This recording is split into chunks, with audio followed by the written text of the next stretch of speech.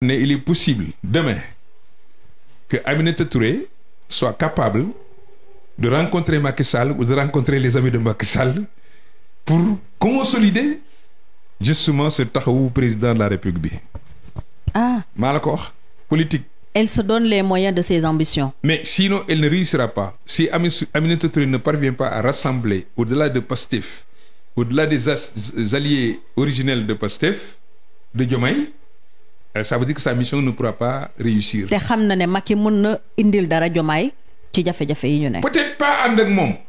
mais jàmmoo ok.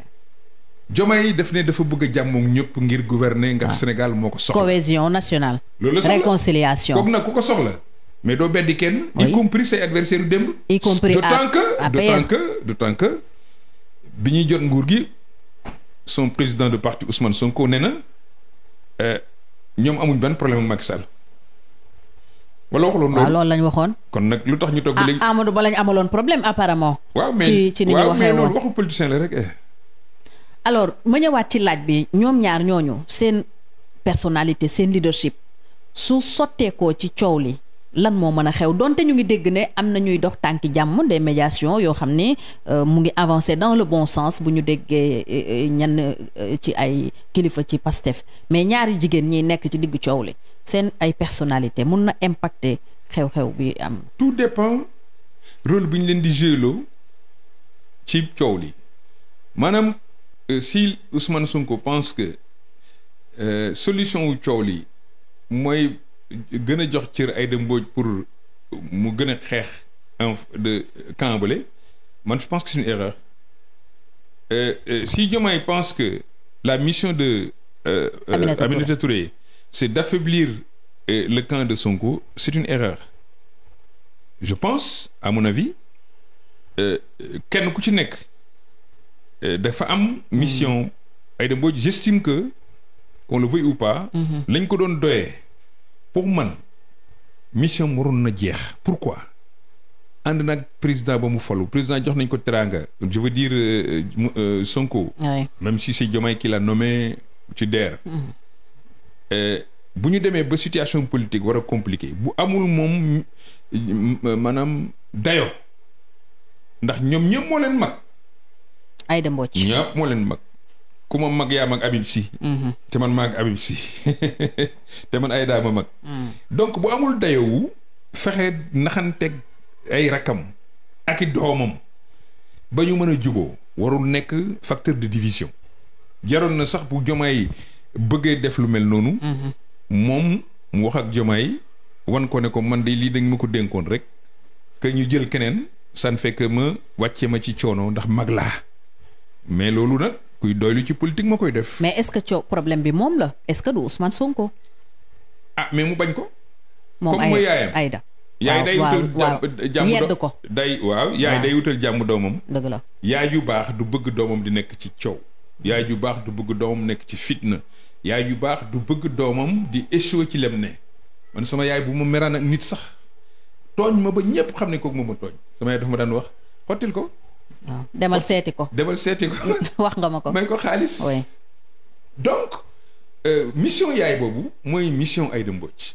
Aminata Touré kenn du ko jox boobu statut moom ba tey dafay xeex pour gën ci politique am ci ay yeneen ndam ay yeneen victoire.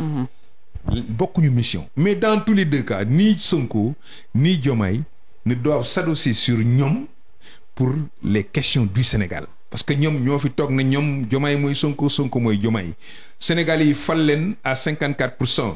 nañu doxal bu ëllëgee ñu rendre compte comme binôme Sonko dina rendre compte Diomaye dina rendre compte. tàggaloo maanaam photo tàggalewul mbaam ak ay noppam. même si politiquement dinañ toll foo xam ne àla kulli xaal il faut que l'histoire arbitre et on avance parce que le Sénégal nag ne se limite pas à des conflits de couple. maanaam ay ñoo àndoon nous sommes des amis l'État ne connaît pas ça. État xamul affaire ami.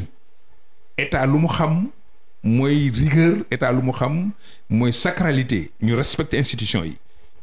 Le président Ousmane Sonko doit commencer par respecter le président de la République en tant que président de la République et non en tant qu'ami ou en tant que Diomaye Faye.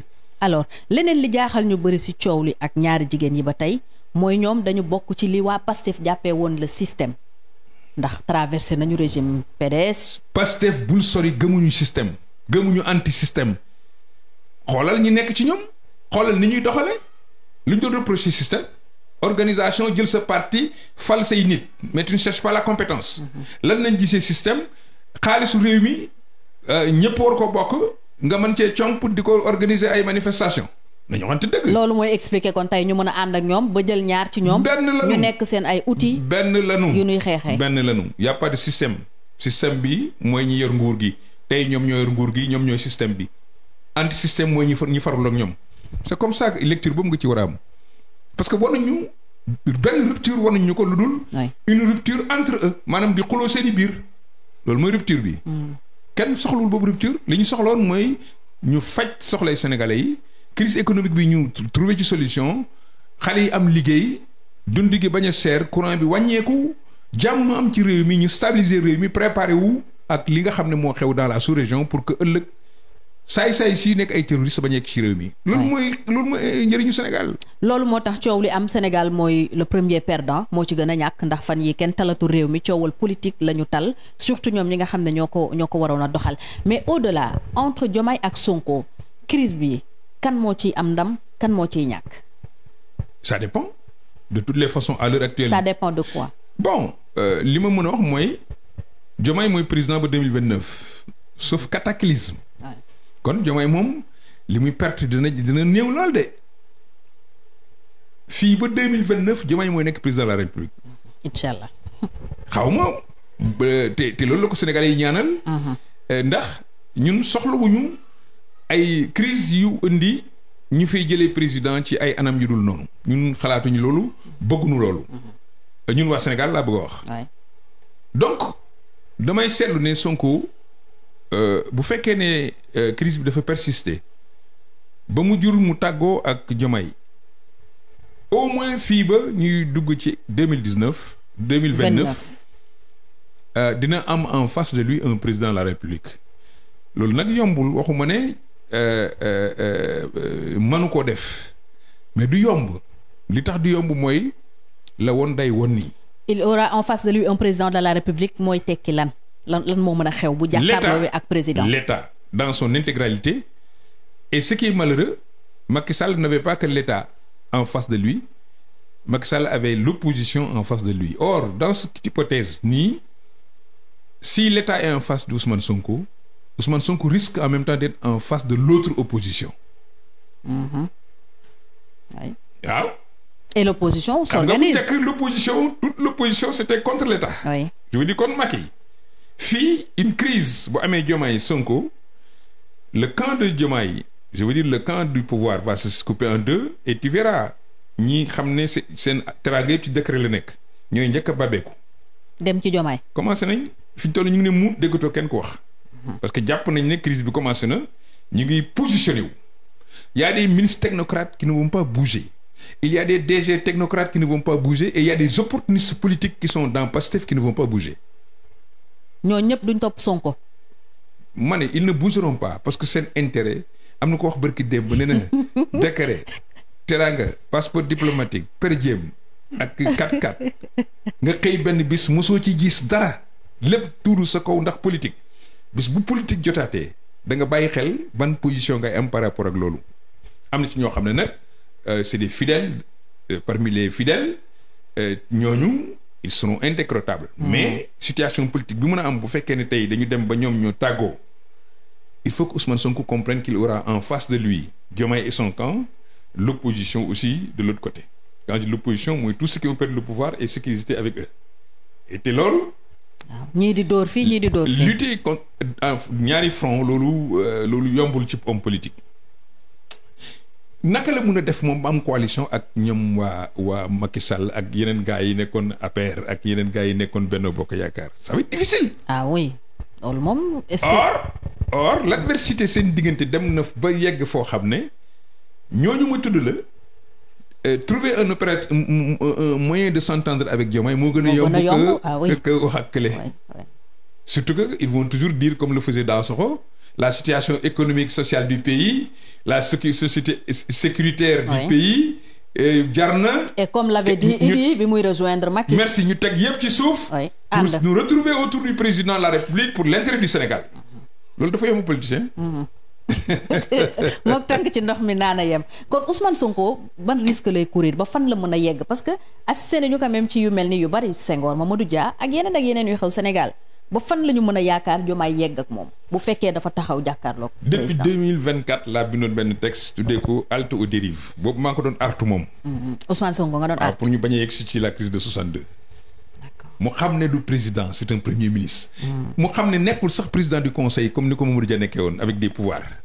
premier ministre moom premier ministre donc le primus inter pares. mu dox cëru premier ministre te bàyyi président bu doxal cëru président mais moom jàpp na ne comme mooy président wu président bi je veux dire politiquement. oui moom il faut que buy doxal premier ministre dafay dox comme ni Dia nekk woon président wu parti bi chef parti bi Senghor nekk fi président qui inaugure les chrysanthèmes voilà ce qui s'est passé. Vous cherchez un terrain fiable, sécurisé et prêt à bâtir? Faites confiance à AZ Business, votre partenaire immobilier de confiance. 2 magnifiques opportunités s'offrent à vous. Un titre foncier individuel à Kounoune 2, un site stratégique accessible et idéal pour votre futur chez vous ou un investissement sûr. Et un autre titre foncier individuel à Rufisque, Cité Taco Sofa, un emplacement prisé. Parfait pour construire ou revendre avec plus-value. Waaw ñaari terrain titre foncier individuel la leen AZ Business indil agence bi wóor bu la jaayee doo ci am benn jafe-jafe da ngay ñëw rek tabax dëkk. AZ Business titre foncier bi mu la jëkk a indil ma nga ca Kounoune 2 titre foncier individuel la nekk ci bërëb boo xam ne bu mucc ayib la nit ñaa nga fay tàmbalee dëkk mën nga faa investir investissement boo xam ne doo ko rëccu doo ci amit dara lu la naqadi beneen titre foncier individuel bi nag ma nga Rufisque Cité Taco Sofa foofu itam bërëb la bu ñëpp wutali ndax neex gi mu neex waaye it avenir bi mu am mën nga faa investir wala nga dëkk fa tabax fa yàgg sa njaboot ngeen nekk ci jàmm li gën a neex nag mooy suñu transaction yépp ci kanamu notaire lañ koy def et oui toutes nos transactions se font devant notaire pour une totale transparence et une sécurité garantie. N'attendez plus pour devenir propriétaire. Contactez dès maintenant AZ Business au 76 608 74 47. Waaw bu leen xaar woote leen léegi ci 76 608 74 47 jokko ak AZ Business mu faj seen aajoy terrain ngeen tabax dëkk wala ngeen jënd toog ba mu neex leen ngeen jaayaat am ca leneen. Ak AZ Business ñëppay am dëkkuwaay. AZ Business, l'immobilier en toute confiance.